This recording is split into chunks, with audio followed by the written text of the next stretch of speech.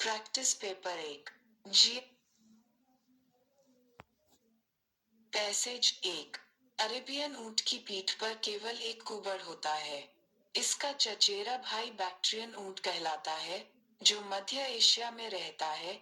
इसकी पीठ पर दो कुबड़ होते हैं, अन्य मामलों में वे एक दूसरे के समान होते हैं। वे दोनों पतले पैरों वाले बड़े जानवर हैं। पैर चौड़े और फैले हुए हैं और इसलिए वे रेगिस्तान की रेत में नहीं डूबते हैं। यह रेगिस्तान में लंबी दूरी की यात्रा कर सकता है। कोई आश्चर्य नहीं कि इसे रेगिस्तान का जहाज कहा जाता है। ऊंट की गर्दन लंबी होती है और सिर छोटा होता है। इसके बड़े और छोटे गोल कान होते हैं। इसका ऊपरी होंठ बंटा हुआ है और निचले हिस्से पर फैला हुआ है। इसके भट्ठा जैसे नथुने को इच्छानुसार बंद किया जा सकता है। ऊंट का उपयोग सूखे के समय में जल संचय करने के लिए किया जा सकता है। ऊंट को बहुत पहले पुरुषों द्वारा पालतू बनाया जाता था। सदियों से रेगिस्तानी खानाबदोश ऊंट को बोझ के जानवर के रूप में और उसके दूध और मांस के लिए इस्तेमाल करते रहे हैं। ऊंट अफ्रीका और एशिया के रेगिस्तानी भागों में पाया जाता है। 1. ऊंट पानी कहाँ जमा करता है? 1. यह कुबड़ में पानी जमा करता है। 2. पेट में 3 डिब्बों के साथ 2, जिनमें से पानी जमा कर सकते हैं। 3. इसका मालिक इसके लिए पानी जमा करता है। 4. यह इसे स्टोर नहीं कर सकता है। 2. खानाबदोश ऊंट का प्रयोग किसके लिए नहीं करते हैं? 1. एक स्थान से दूसरे स्थान की यात्रा। 2. दूध और मांस। 3. अपनी घरेलू जरूरतों के लिए उपयोग किए जाने वाले पानी का भंडारण करना। 4. अपना बोझ उठाना। 3. अरब ऊंट बैक्ट्रियन ऊंट से कैसे भिन्न होता है? 1. एक अरब से आता है, दूसरा बैक्ट्रिया से। 2. एक की पीठ पर कुबड़ होता है, दूसरे के पास दो कुबड़ होते हैं। 3. कोई अंतर नहीं है और वे एक दूसरे के समान हैं। 4. एक के पतले पैर हैं, दूसरे के पैर चौड़े हैं।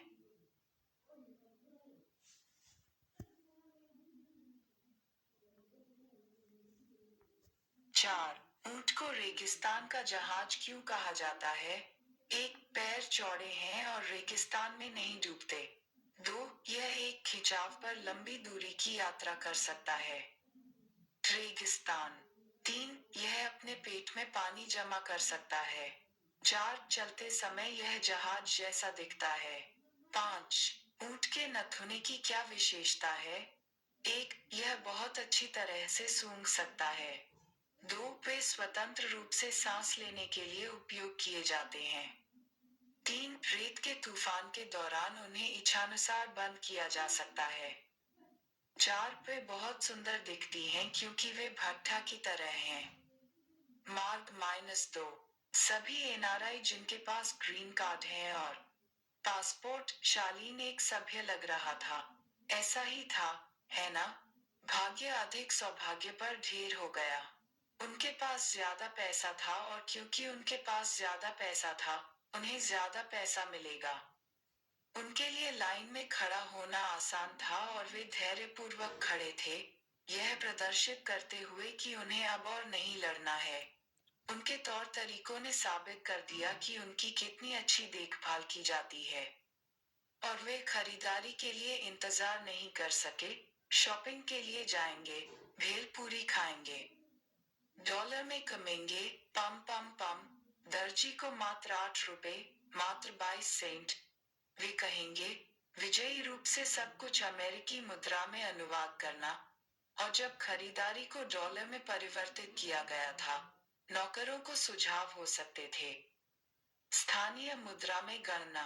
1500 रुपए, क्या वह पागल है? उसे 102, वह भी बहुत। 6. संसार के संतुष्ट का अर्थ है? 1. अनिवार्य। 2. जटिल। 3. आत्मसंतुष्ट। 7. विजयी शब्द का अर्थ है? 1. विजयी। 3. विशाल। 4. आत्मविश्वासी। 2. जीवंत। 4. असाधारण। 8. एनआरआई अपने ग्रीन कार्ड पकड़े हुए हैं और लाइन में खड़े हैं। 1. Railway station. 2. हवाई अड्डा। 3 शॉपिंग कॉम्प्लेक्स, 4 होटल से आया। 9 ग्रीन कार्ड धारक के पास। 1 अमेरिका, 3 फ्रांस, 2 इंग्लैंड, 4 रूस। 10 एनआरआई रुपए को डॉलर में नहीं बदलेंगे, जबकि 1 दर्जी को भुगतान, 2 नौकरों को सलाह देना, 3 एक होटल में भुगतान करना, 4 क्रय अनुग्रह।